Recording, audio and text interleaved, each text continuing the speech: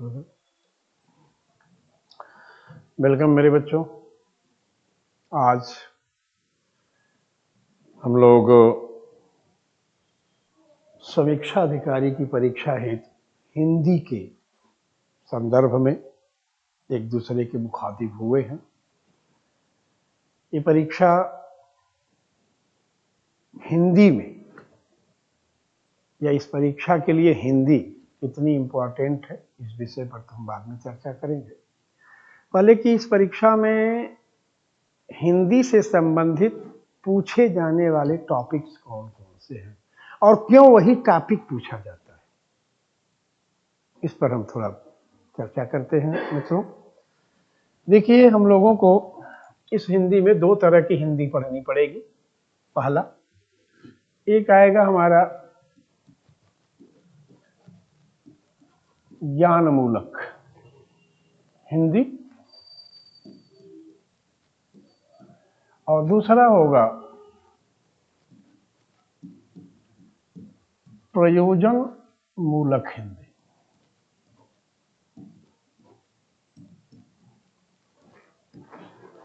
ज्ञान मूलक हिंदी में मेरे बच्चों जनरली व्याकरण आएंगे,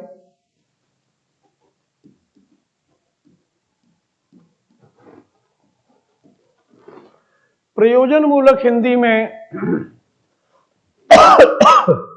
निबंध,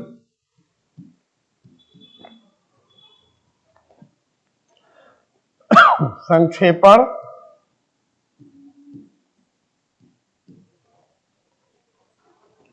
शीर्षक चयन,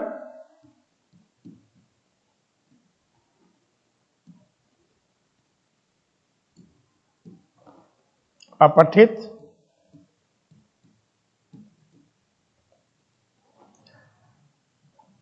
और प्रश्नोत्तर।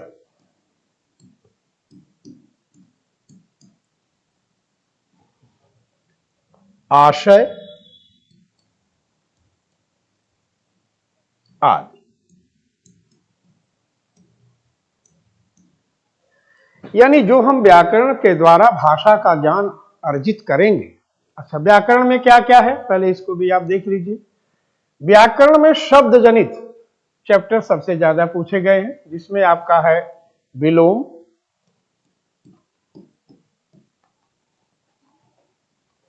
पर्याय, तत्भव और ये तत्सम, तद्भव, विलोम, पर्याय, तत्सम, तद्भव, विशेषण विशेष्य,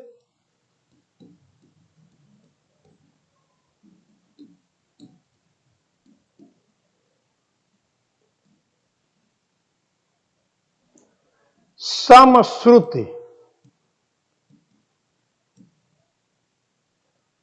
शब्द और वर्तनी या वाक्य शुद्धि। ये आपका व्याकरण से संबंधित चैप्टर और ये टॉपिक्स होंगे मेरे बच्चों। और ये आपका निबंध से लेकर के ये आपका प्रयोजन मूलक हिंदी से होंगे, जिसमें आप देखोगे तो ये भी शब्द के चैप्टर से है, ये भी शब्द ही है, ये भी शब्द है, ये भी शब्द है। विशेषण विशेष में ये थोड़ा सा लेकिन है शब्द का ही, ठीक है। लोकोक्ति, हम इसमें समश्रुति, शब्द और लोकोक्ति।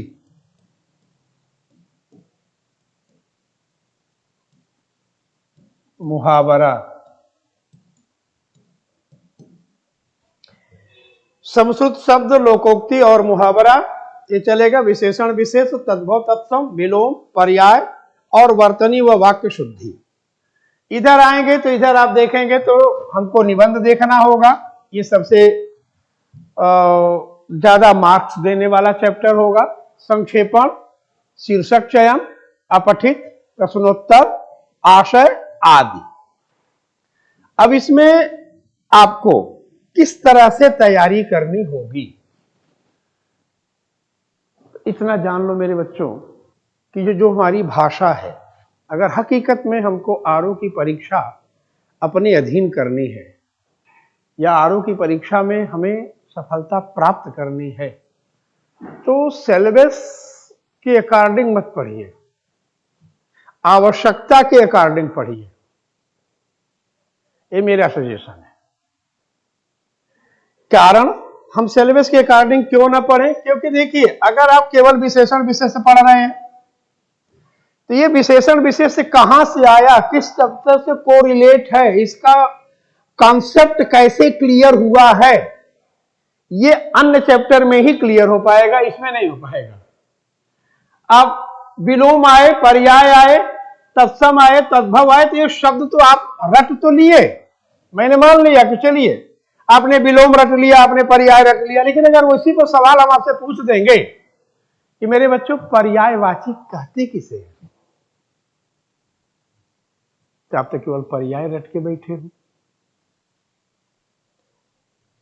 मेरे समझ से आप ध्यान भी नहीं दिए होंगे कि जिस पर्यायवाची को हम पढ़ रहे हैं, रट रहे हैं, ये वास्तव में ये पर्यायवाची क्या है।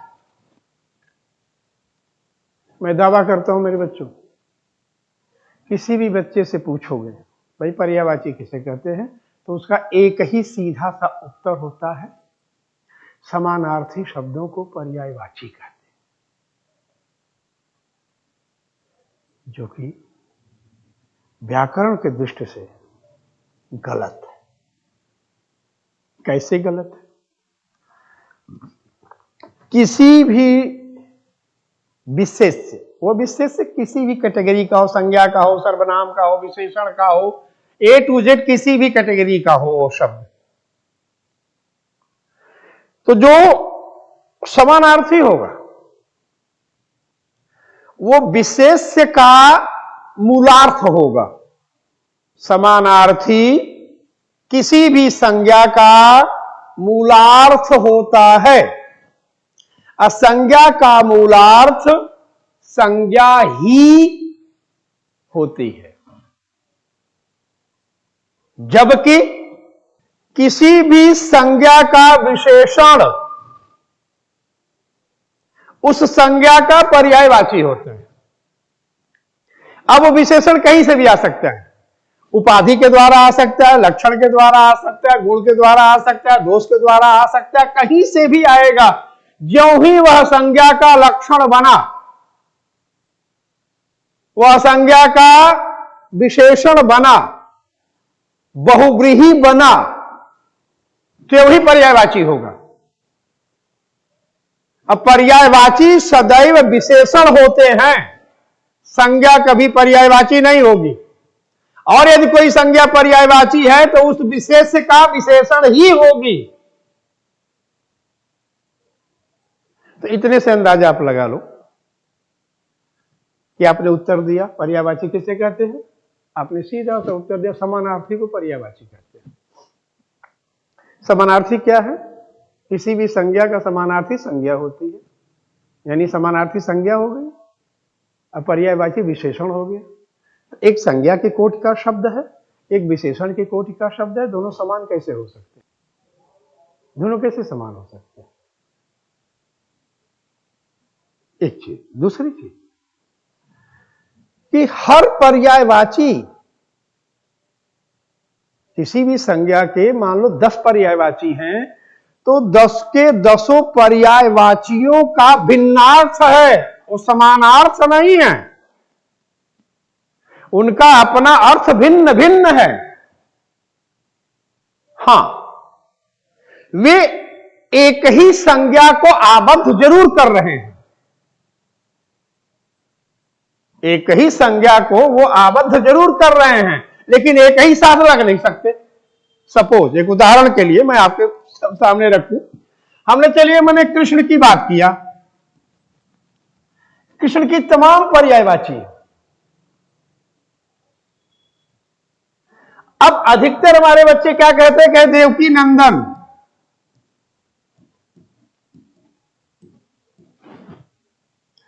ठीक, यशोदानंदन,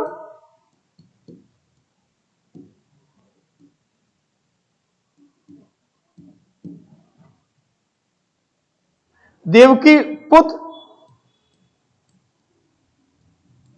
देवकी सुत।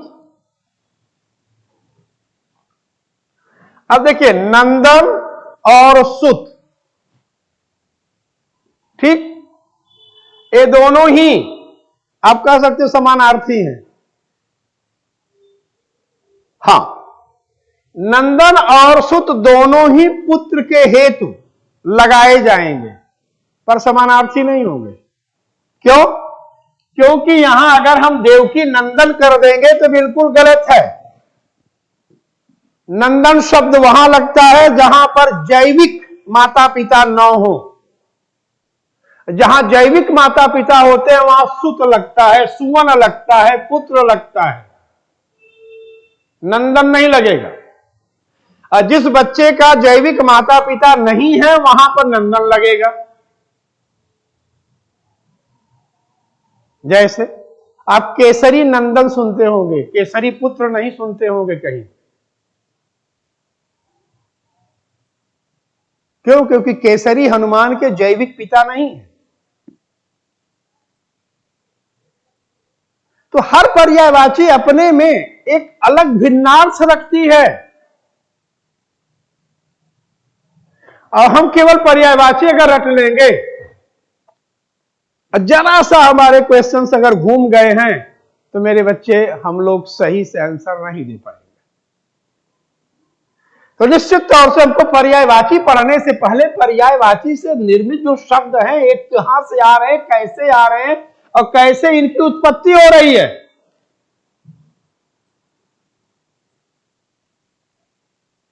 अधिकतर बच्चे गुमराह हो जाते हैं। समानार्थी पर्यायवाची, समानार्थी पर्यायवाची एक सा बोलते हैं, ये नहीं है। समानार्थी संज्ञा है, पर्यायवाची विशेषण है। एक शब्द संज्ञा है, एक शब्द विशेषण है, दोनों की कैटेगरी अलग अलग है। हां, कोई भी लक्षण, कोई भी उपाधि, ठीक है, कोई भी दोष, कोई भी गुण किसी संज्ञा का पर्यायवाची बन जाता है। परंतु जब शब्द या वाक्य के साथ हम उन पर्यायिक शब्दों का प्रयोग करते हैं तो इस चीज का भी ध्यान रखना पड़ता है कि कौन सा पर्याय इस संज्ञा के साथ इस संदर्भ में सटीक है। और अगर उसी की सटीकता को आधार बना करके आपको पर्यायवाची से संबंधित प्रश्न पूछ देगा तो हम लोग सुत क्या है, नंदन क्या है, पुत्र क्या है, आत्मज क्या है, जब तक हम इनकी मीनिंग नहीं समझेंगे तब तक इनको डिफाइन नहीं कर पाएंगे। इसी तरह से जो शब्द जनित है, अब विलोम है, हम विलोम रट डाले तो किसी ने पूछा भाई विलोम होता क्या है। अभी विलोम आ कहां से रहा है। जब हम शब्द भेद पर चलेंगे, अर्थ के आधार पर जब शब्दों का भेदन शुरू करेंगे तो उसका यह पार्ट बनेगा विलोम। और जब उत्पत्ति के आधार पर शब्दों का भेदन करेंगे तो तद्भव, तत्सम, देशज, विदेशज बनेगा इसका आधार। जब हम पर्याय पर बात करेंगे तो भी अर्थ के आधार पर आएगा, ठीक है, विलोम ये भी अर्थ के आधार पर आएगा। अब इस तरह से जो ये शब्द हमारे सामने आ रहे हैं, जो शब्द की उत्पत्ति है, जब तक हमकी इनकी पूरी सटीक जानकारी नहीं होगी तब तक इनसे संबंधित जरा सा टेढ़े प्रश्न का उत्तर देना हमारे लिए भारी हो जाएगा। तो तात्पर्य है मेरे बच्चों कि जिस परीक्षा में आप बैठ रहे हैं उस परीक्षा में हिंदी जो है वो आपकी रीढ़ की हड्डी है। ये हिंदी आपको परीक्षा पास कराने में भी, नौकरी के दरमियान भी और नौकरी के उपरांत भी उपयोगी है, अनिवार्य है। तो इसको आप जितने ही गहनता से, सटीकता के साथ, हम ये नहीं कह रहे विद्वान बनो, इस परीक्षा में विद्वत्ता की कोई आवश्यकता नहीं। इस परीक्षा में केवल बुद्धिमत्ता की आवश्यकता है। एनालिसिस द टॉपिक, जो टॉपिक है उसको एनालिसिस कर दो, क्या है, क्यों है, कैसे। अगर ये क्या, क्यों, कैसे इसको मद्देनजर रखते हुए हम अपने चैप्टरों का विवेचना, विवरण या विश्लेषण करेंगे तो क्वेश्चन चाहे कितना हो घुमा के आए, कहीं से भी आए, ये मेरी गारंटी है, आयोग जितना क्वेश्चन को घुमा सकता है उससे कम 8 गुना अधिक ढंग से हम घुमा करके पढ़ लेंगे, पढ़ा लेंगे। तो हिंदी से तो आप लोग बिल्कुल 100% फ्री हो जाइएगा। अगर हमसे जुड़ रहे हैं, इस क्लास में आप आ रहे हैं, ठीक है, तो हम आपको गिफ्ट दे देंगे हिंदी कि मेरे बच्चों हिंदी से आप फ्री हो जाइए। जो समय बचता है वो अन्य विषयों पर लगाइए, उनकी आप चिंता कीजिए, उनके लिए प्रयत्नशील होइए। हिंदी के लिए सिर्फ आप हमें उतना ही टाइम दें जो 2 घंटे की क्लास है। मेरे बच्चों, अगर ये 2 घंटे की क्लास आपने रेगुलर ले लिया तो हमारी गारंटी है कि आपकी परीक्षा में हिंदी मिनिमम से मिनिमम 85 से लेके 95 तक हिंदी का मार्क्स दिलाने का मैं गारंटी लेता हूं। 100% नहीं कहूंगा। बस हमको क्या चाहिए कि जो क्लास की टाइमिंग सेट की गई है, जो पीरियड्स क्लास के लिए लगाए गए हैं, आप वही 2 घंटा नियमित तौर से क्लास में आइए। आपको क्या आता है, क्या नहीं आता है, हमको इससे भी लेना देना नहीं है। मैं मान के चलूंगा कि आप हमारी क्लास में एकदम ये शून्य है, इस शून्य के हम आगे भी एक शून्य और एक जोड़ने की गारंटी ले रहा हूं, लेकिन इसमें जो है 99 प्लस ही हम करेंगे। इसलिए हिंदी की चिंता से आप लोग मुक्त हो जाइए। कोई उसमें आप हेडेक मत लीजिए हिंदी का। एक बार अगर आप लोग क्लास अटेंड कर ले रहे हैं, कोई भी एक चैप्टर अगर आप उठा करके पढ़ ले रहे हैं और हमारे साथ अगर क्लास में ज्वाइन हो जा रहे हैं, तो हम आपको हिंदी से फ्री कर देंगे। अब चूंकि हम लोग मुखातिब है नहीं, प्रत्यक्ष शिक्षण है नहीं अभी, ऐसी स्थिति में आपके न कोई प्रश्न आ रहे हैं, न तो मैं उसको समझ पा रहा हूं कि आपकी जिज्ञासाएं क्या हैं, आपके प्रश्न क्या हैं, आपके डाउट्स क्या क्या है। जब भी आप इससे जुड़ें, आप अपने प्रश्नों को रखें, क्योंकि आपके प्रश्न हमें आपको कैसे पढ़ाना है, कहां से शुरू करना है, आपका उस सब्जेक्ट या उस टॉपिक पर कितनी पकड़ है, उस पकड़ को कैसे बढ़ाना है, इस सब की जानकारी हमें प्राप्त हो जाएगी। इसके माध्यम से, आपके डाउट और आपके प्रश्न के माध्यम से। और ज्यों ही हमें ये पता लग जाएगा कि भाई हमारे छात्र की ये परेशानी इस टॉपिक पर इस पॉइंट से है, तो हम तड़ाक से वहां जाकर के बाबू हम तुम्हारे सारे कंसेप्ट क्लियर कर देंगे। और जब कंसेप्ट क्लियर होता है तो सब्जेक्ट मुट्ठी में होता है। हमारा शिक्षण भी कंसेप्ट बेस होता है, क्योंकि कंसेप्ट क्लियर होते ही सब्जेक्ट को आप अपने आप परिभाषित करना शुरू कर दोगे। तो ऐसी स्थिति में हम आज आरओ का जो सिलेबस आपके सामने प्रस्तुत किया हूं, अब इसमें हम कहां से शुरू करें और कैसे हम आपको समझाएं, अगर आप सामने होते तो निश्चित तौर से हम इस पर चर्चा करते कि कहां से किस टॉपिक को कैसे हम उठाएं। ठीक है ना? तो चलिए, ज्ञान मूलक हिंदी की अगर बात करें तो हम इसमें सबसे पहले तद्भव तत्सम को ही लेते हैं। ये तद्भव तत्सम क्या है, आइए थोड़ा सा हम इस चैप्टर पर बात भी कर लें हम लोग। देखिए, यह तत्सम व तद्भव।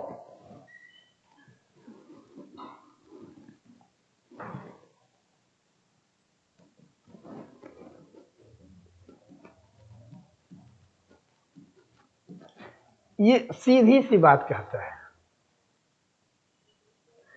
ये कह रहा है कि तत् प्लस सम, और ये कह रहा है तद प्लस भव।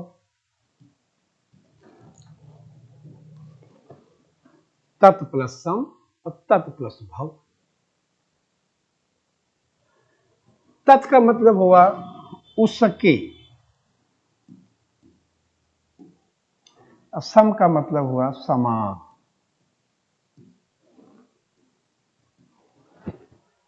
ये कह रहा है तद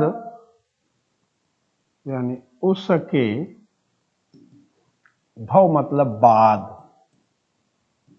जो हुआ। सवाल फिर आएगा कि उसके समान। अब पहला प्रश्न आएगा कि यार किसके समान बनेगा ना, उसके समान। प्रश्न आया किसके समान।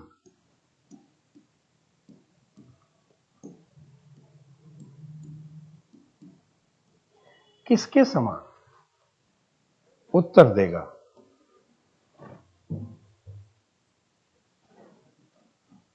संस्कृत के समान।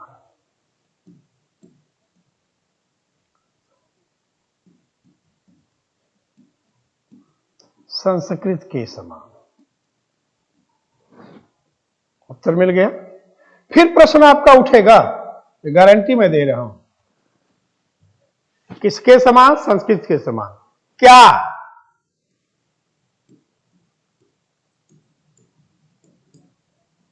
क्या समान, फिर आपका उत्तर आएगा यहां।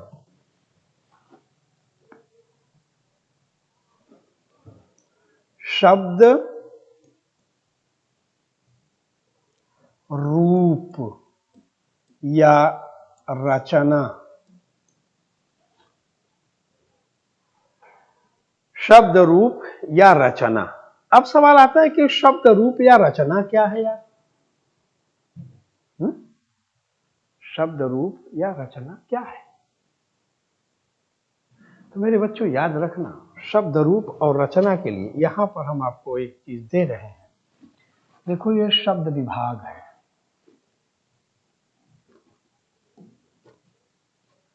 शब्द विभाग,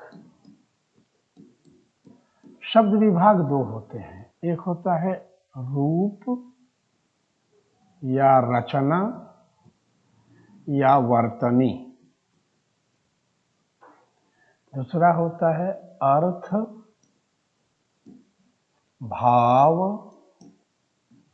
आशय।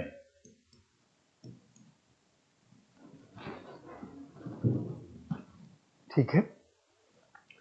इंग्लिश में अगर आप जानना चाहें तो एक spelling and meaning, spelling and meaning शब्द के दो विभाग हो। एक उसकी स्पेलिंग, हिंदी में जिसको वर्तनी कहेंगे, व्याकरण में जिसको रूप या रचना कहेंगे। दूसरा उसका अर्थ, मीनिंग, भाव या आशय।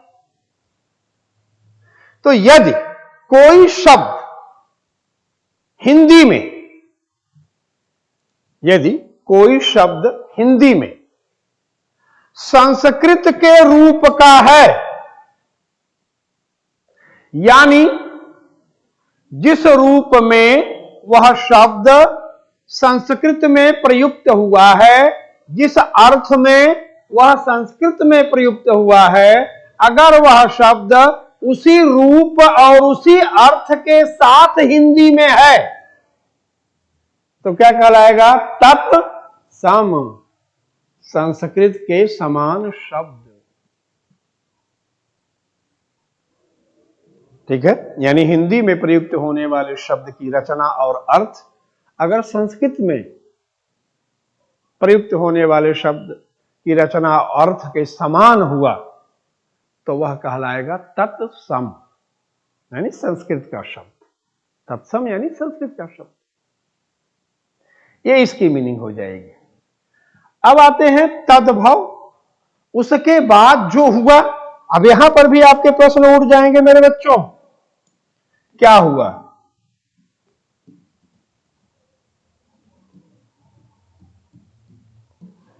अब इसका उत्तर आप देंगे, क्या हुआ? तो रूप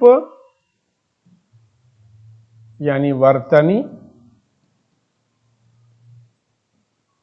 में परिवर्तन हुआ, इसका उत्तर आएगा। रूप यानी वर्तनी में परिवर्तन हुआ। ठीक, जब वर्तनी में परिवर्तन होगा तो ऑटोमेटिक उसके उच्चारण विभिन्न हो जाएंगे। तो हम कह सकते हैं संस्कृत के शब्द यदि हिंदी में अपने रूप को परिवर्तित करके अर्थ को ज्यों का त्यों प्रकट कर रहा हो तो वह शब्द तद्भव कहलाएगा। यानी तत्सम के बाद जो हुआ, तो तत्सम के बाद रूप परिवर्तन हुआ, रूप परिवर्तन के कारण वही तत्सम क्या कहलाएगा? तद्भव। अब ये सारे टॉपिक आएंगे कहां से? तो ये सारे के सारे जो शब्द, ये टॉपिक है मेरे बच्चों, ये आ जाएंगे शब्द उत्पत्ति, शब्द उत्पत्ति से। शब्द उत्पत्ति कौन कौन से हैं? तो सबसे पहले आएगा तत्सम, तद्भव, देशज, विदेशज। विदेशज में एक और शब्द आ जाएगा संकर। ये शब्द भेद का एक चैप्टर है, शब्द उत्पत्ति। इसी तरह से अर्थ के आधार पर भेद आएगा, रचना के आधार पर भेद आएगा, विकार के आधार पर भेद आएगा, प्रयोग के आधार पर भेद आएगा। 5 आधार बनाए जाएंगे शब्द भेद के। उस 5 आधार में से एक आधार आपका आएगा उत्पत्ति। अब उस उत्पत्ति में से आपको 2 चैप्टर पढ़ने पड़ेंगे, कौन से? तत्सम और तद्भव। अब इनकी पूरी हिस्ट्री आपके सामने आ जाएगी। अब इनके लक्षण आएंगे कि भाई हम कैसे जानेंगे कि इसका ये रूप परिवर्तित हो गया या इसका रूप परिवर्तित नहीं हुआ है। अब इसकी जानकारी के लिए मैं क्या चाहिए? तो देखो मेरे बच्चों, इसकी जानकारी के लिए तो अगर वास्तव में देखा जाए तो आपके पास तत्सम शब्दों का संग्रह होना चाहिए। और जब उस तत्सम शब्दों में कहीं भी वर्तनी चेंज दिख जा रही है तो उसे आप तद्भव कर देंगे। मान लीजिए कि हमारे बच्चे को, छात्र को तत्सम शब्दों का संग्रह नहीं है उसके पास, तो बेचारा क्या करेगा? तो कुछ लक्षण होते हैं जिनके पास तत्सम शब्दों के शब्दकोश तैयार नहीं है, उन छात्रों के लिए कुछ तद्भव और तत्सम के लक्षण आएंगे। उस लक्षण पर अगर गौर करेंगे आप तो भी अपनी परीक्षा निकालने लायक बन जाएंगे। जैसे तत्सम के जो शब्द होंगे उनमें अर्धाक्षरों की अधिकता होगी, और जो तद्भव के शब्द होंगे उनमें अर्धाक्षरों का अभाव होगा। एक सिंपल सा, तत्सम शब्दों में अर्धाक्षरों की अधिकता मिलेगी, तद्भव शब्दों में अर्धाक्षरों का अभाव होगा। एक लक्षण है, सामान्य से पकड़। दूसरा आएगा कि जैसे मान लो कि हम यहां पर लिख रहे हैं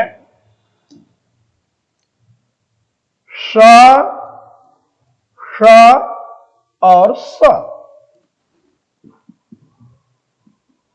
यदि शब्द में ये दो शब्द हैं, ये वाले वर्तनी हैं, तो ये तत्सम ही बनाएंगे, क्योंकि ये तद्भव में प्रयुक्त नहीं होते।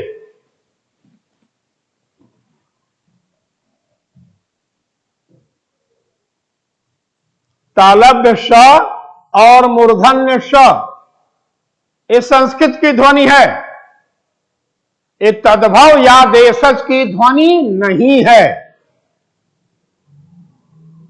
अगर दिए गए शब्दों में तालव्य श और मूर्धन्य श आपको दिख रहा है, तो आप निर्द्वंद हो जाइए कि ये तत्सम का ही शब्द हो सकता है। कंफ्यूजन ये करेगा, क्योंकि ये तत्सम में भी आएगा और तद्भव में भी आएगा। पर ये दो श्रीमान जी तद्भव में नहीं आएंगे, ये कंफर्म है। उदाहरण के लिए जैसे मान लो मैंने यहां पर लिख दिया शंकर, और यहां लिख दिया मैंने शंकर। अगर इसी में से पूछ दिया आपसे कोई कि भैया इसमें तद्भव कौन है, तत्सम कौन है, तो आप सीधे से सीधे याद कर लीजिएगा कि ये वाला सा आ गया तो ये तत्सम है, और ये वाला आपकी अगर आप रामायण ये रामचरितमानस अगर पढ़े होंगे या हनुमान चालीसा कहीं पढ़े होंगे, ठीक है, तो उसमें आप बड़े गौर के साथ देख सकते हैं कि कहीं पर भी शंकर रामचरितमानस में अवधि में ऐसे नहीं लिखा मिलेगा, आपको ऐसे ही लिखा मिलेगा, क्योंकि अवधि तत्भव है। आगे, तत्सम के शब्दों के उच्चारण हेतु हमारी जिह्वा को अतिरिक्त प्रयत्न की आवश्यकता पड़ेगी। क्यों? क्योंकि उसमें अर्धाक्षर हैं, उन अर्धाक्षरों का जो प्रोनाउंसिएशन है उसके लिए जिह्वा को प्रयत्न करने की आवश्यकता पड़ती है। यानी तत्सम के उच्चारण के लिए हमें थोड़ी सी दिक्कत उठानी पड़ती है, जबकि तद्भव में अर्धाक्षर न होने के कारण हमें मुख सुख प्राप्त होता है। मुख सुख प्राप्त होने का तात्पर्य कि उनके उच्चारण में हमें सहूलियत मिलती है, हमें कुछ क्या बोलते हैं उसको, सरल महसूस होता है।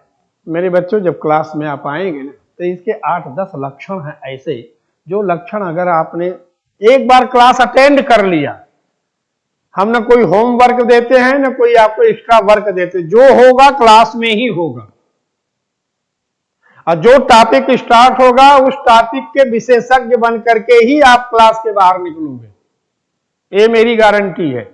निश्चिंत भाव से जुड़िए और जुड़ करके अपनी परीक्षा हेतु प्रयत्न कीजिए। मैं आपको दावा करता हूं हिंदी के लिए आपको मिनिमम से मिनिमम 85 से 95 आपको हिंदी का मार्क्स दिलाने की गारंटी देता हूं। बस एक चीज की अपेक्षा आपसे रहेगी कि आप क्लास रेगुलर कीजिएगा। कारण है कि जितने शब्द जनित आप देख रहे हैं ना, तो हमारी जो हिंदी है ना मेरे बच्चों, हिंदी कुछ इस तरह से है। हिंदी जो एक भाषा है, और भाषा की अगर हम चर्चा करेंगे, ठीक है, तो भाषा देखेंगे तो चतुष्पदिका है, भाषा 4 पैरों से चलती है, ठीक है ना। पहला है इसका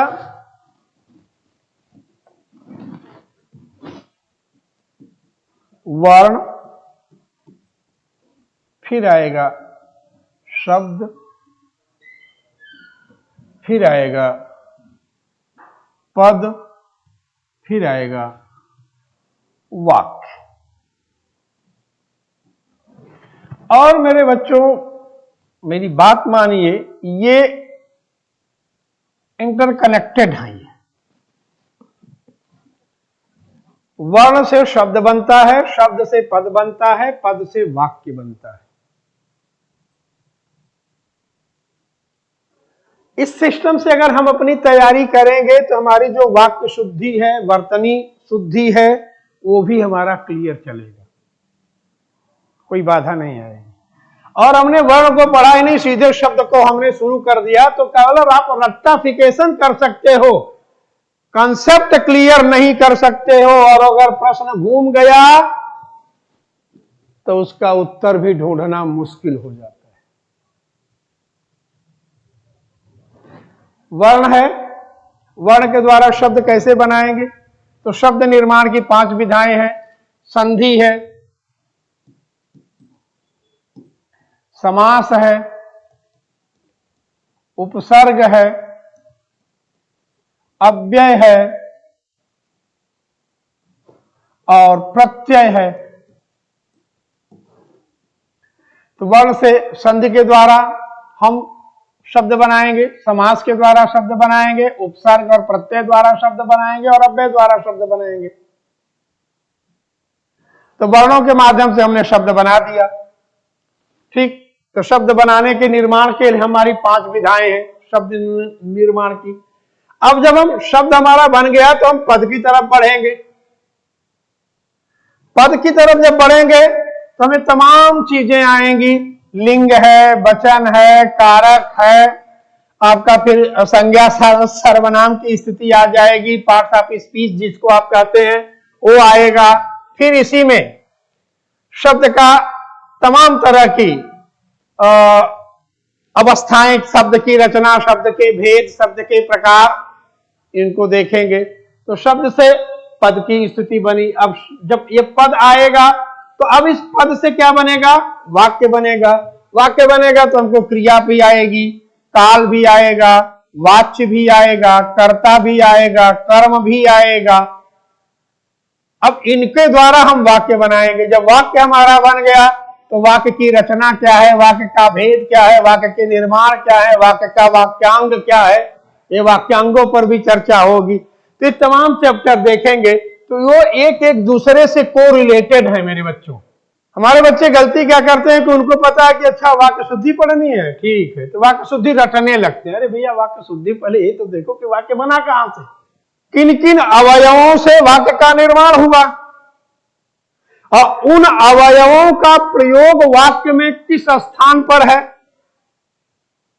अगर हम इस सीरियल से उसको जान करके अपनी परीक्षा की तैयारी किए तो चाहे शिरोरेखा का भेदन हो तो भी पकड़ लेंगे, समश्रुति का भेदन होगा तो भी पकड़ लेंगे, स्वर या व्यंजन का भेदन होगा तो भी पकड़ लेंगे, अर्थांतर होगा तो भी पकड़ लेंगे, विराम चिन्हों का दोष होगा हम तो भी पकड़ लेंगे, पदांग का दोष होगा हम तब भी पकड़ लेंगे। कौन सा पद कहां पर होना चाहिए, कर्ता कहां है, कर्म कहां है, क्रिया कहां है, कर्ता कर्म क्रिया के इनके विशेषण कहां पर लगते हैं। अगर वो विशेषण हम आगे पीछे कहीं घुमा दिए तो सामान्य रूप से पढ़ने में तो हमें अंदाजा नहीं लगेगा, लेकिन अगर व्याकरण की दृष्टि से उसको पढ़ेंगे तो हम तुरंत पकड़ लेंगे। जैसे आप सामान्य रूप से लोग नहीं कहते हैं कि यार ऐसा करना कि रोगी को हिला के दवा पिलाना ताकि दवा काम करे, या खरगोश को काट के फल देना नहीं तो नहीं खा पाएगा। अब अगर आप इनका अर्थ व्याकरण के दृष्टि से निकालेंगे तो उसका अर्थ बहुत ही हास्यास्पद हो जाएगा, उसमें भयंकर हास्य आ जाएगा। यानी अगर वो कह रहा है भाई रोगी को हिला के दवा पिलाना या खरगोश को काट के फल देना, तो पहले खरगोश को हम काटें, उसके बाद उसको फल खाने को दें। जो कारकीय दोष आ गया उसमें। अब अगर हमने कभी कारक पढ़ा ही नहीं तो कारकीय दोष, कारकीय प्रयोग हमको आएगा कहां से? रटने से तो काम चलेगा नहीं बेटा कि चलो 100 200 400 अपना प्रैक्टिस सेट ले लिए, उसमें जो दिया उसी को रट मारे। कुछ बच्चों का फंडा होता है क्या 3-4 प्रैक्टिस सेट उठाओ और उनको रट मारो। यार जितना रटने में टाइम लगा रहे हो उसका केवल 10% टाइम समझने में लगा दो ना। समझ के परीक्षा में बैठोगे, कन्फर्म रिजल्ट के लिए बैठोगे, और रट के परीक्षा में बैठोगे तो कॉम्प्लिकेशन बना रहेगा बेटा। क्योंकि जिन किताबों को आप रट रहे हैं उसमें मैं गारंटी दे रहा हूं कि 8 से 10, 15, 20% तक उसमें एरर्स आए हुए हैं। मार्केट की कोई किताब उठा लो, चाहे फंड से एरर आया हो, चाहे टाइपिंग में एरर आया हो, पर एरर है जरूर। अब मेरे बच्चों, जब आपका रिजल्ट ना ऐसे मिलके जब पॉइंटों में कटने लगता है, जब पॉइंट में चलता है, एक में 10 पॉइंट बना दिए जाते हैं, उस 10 से कटना शुरू करता है, और उस समय अगर 4 थे, 5 थे, 10 तो आप एरर लेकर खड़े हो, तो अंदाजा लगाओ कि आपकी परीक्षा का रिजल्ट कहां जाएगा। तो मैं ये नहीं कह रहा हूं मेरे बच्चों कि श्रम सफलता की कुंजी नहीं है, पर याद रखना, श्रम यदि विशुद्ध रूप से श्रम सफलता की कुंजी होता ना, तो मेरे समझ से गधा विश्व का सबसे सफलतम प्राणी होता। आज एक रिक्शा चलाने वाले का श्रम देख लो, सड़क तोड़ने और बनाने वाले का श्रम देख लो, मंडियों में जाके देखो, बोरा ढोने वाले जो पल्लोदार हैं उनका श्रम देख लो। रात को 3 बजे से वो गाड़ी खाली करना शुरू करते हैं, जाड़ा गर्मी बरसात। वो केवल श्रम करते हैं। उसी श्रम में अगर थोड़ी सी बुद्धिमत्ता लगा दें, श्रम बुद्धि जनित हो जाए, तर्क जनित हो जाए, तो जो सफलता श्रम से रोटी मात्र कमा रहे हैं, उसी श्रम से बुद्धिमत्ता लगा करके फॉर्च्यूनर में भी वो चल सकते हैं। तो श्रम साध्य परीक्षा नहीं है बेटा। श्रम में जब तक बुद्धिमत्ता का प्रवेश नहीं करेंगे आप, तब तक इस परीक्षा का समुचित आनंद आप प्राप्त नहीं कर सकते। प्रैक्टिस सेट उठाओगे, रटो रटो, रटते जाओ। ये जान भी रहे हैं आप कि जिस प्रैक्टिस सेट को आप रट रहे हैं उसमें एरर है, फिर भी आप उसको उठा के रट रहे हो। आप रटिए, उसी को रोटिए, थोड़ी सी बुद्धिमत्ता लगा दीजिए। क्या आप उसको लेके क्लास में बैठिए, एक बार डिस्कशन कर लीजिए, हम आपको बता डालेंगे, देखो बेटा ये आंसर इसका ऐसे नहीं ऐसे है, ये एरर में आ गया, ये गलत आंसर है। ये दोष केवल जो पब्लिशर्स हैं या जो मार्केट में बुकों का बिजनेस कर रहे हैं उनका ही नहीं है, ये आपके आयोग का भी दोष है। बहुत सारे प्रश्न में गलत पूछ देते हैं, आंसर की आती है तो बहुत सारे आंसर की ही गलत होती है। किताब बनाने वाले वो तो केवल ले ले, हाँ जी फलाने सन से फलाने सन के बीच में इतनी परीक्षाएं हुई, ये उनके प्रश्न है, ये उनके आंसर रहे। अब उसमें कौन सा प्रश्न गलत था, कौन सा आंसर गलत था, इससे उनको कुछ लेना देना नहीं है। वो तो कलेक्ट किए, छापे और आपके यहां दर्ज दिए, बुक सेलर के पास आए और अपना व्यापार कर लिए। भाई 20%, 30%, 40% तुम्हारा, 60% हमको दो। अगला आया, देखा कि नहीं यार यहाँ तो 40% में फलाना प्रकाशन चल रहा है, कहे भैया तुम ऐसा करो 50, 50 कर लो। आप जाओगे दुकान पर कि भैया कोई एक ठो भैया आरओ के लिए या किसी भी परीक्षा के लिए हमको किताब दो, कौन सी इस समय बेहतर चल रही है, तो आपके लिए बेहतर वो नहीं देखेगा, उसको कमीशन किस पर बेहतर मिल रहा उसको देखेगा, रखेगा सामने। अरे बाबूजी देखिए, इसको शॉर्टेज है मार्केट में, एकदम से 2-4 पीसें बस बची हुई हैं, 2-4 प्रतियां, और बाकी अब मलान मंगाना है और पीछे से आ ही नहीं रहा है। इसकी डिमांड बहुत ज्यादा है, इसको लोग ऐसे खरीद रहे हैं, वैसे खरीद रहे हैं, फलान है, ढिकान है, मेहमान है। आपको अपने विषय का ज्ञान है नहीं, क्योंकि आप तो केवल पहलवान बन के गए और रट्टाफिकेशन के लिए। आप ये भी नहीं वहां पर पन्ना पलट के देखोगे कि इसके दिए गए जो कॉन्सेप्ट हैं वो कितने क्लियर हैं, क्या है। आप लेकर के आए और लगाए चश्मा, जलाए लाइट, बैठ गए रटने। तो मेरे बच्चों, श्रम से सफलता नहीं मिलती, ये मैं कह रहा हूं। जिस सफलता की आप बात कर रहे हैं, जब तक उस श्रम में बुद्धिमत्ता नहीं है, तर्क नहीं है, तब तक वो श्रम केवल रोटी कमाने के काम आ सकता है, विकास के काम नहीं आ सकता। उसी को जब परिस्थिति जन्य कर दोगे, समय सापेक्ष कर दोगे, थोड़ी सी अपने बुद्धि को लगाओगे, थोड़े अपने गुरुजनों का अनुभव लोगे, उनका मार्गदर्शन लोगे, रटना तो आपको तब भी है, तब आप सफलता के लिए रटोगे।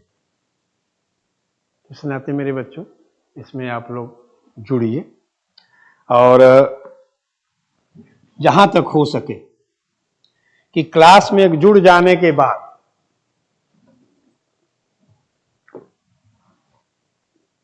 क्लास की मिसिंग न होने पाए, क्योंकि मैं आपको यहां पर इसीलिए रखा हूं, जब हम एक चैप्टर से शुरू करेंगे ना बाबू, तो हर चैप्टर एक दूसरे का कोरिलेट है।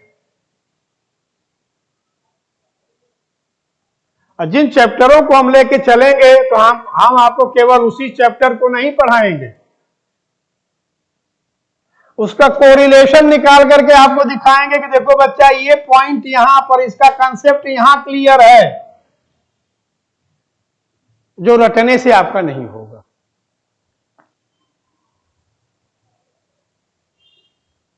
तो मेरे बच्चों, आज की हमारी ये क्लास आप लोगों के मार्गदर्शन हेतु ही है। हम कोई सब्जेक्ट इसमें नहीं उठा रहे हैं, न कोई चैप्टर उठाया हो।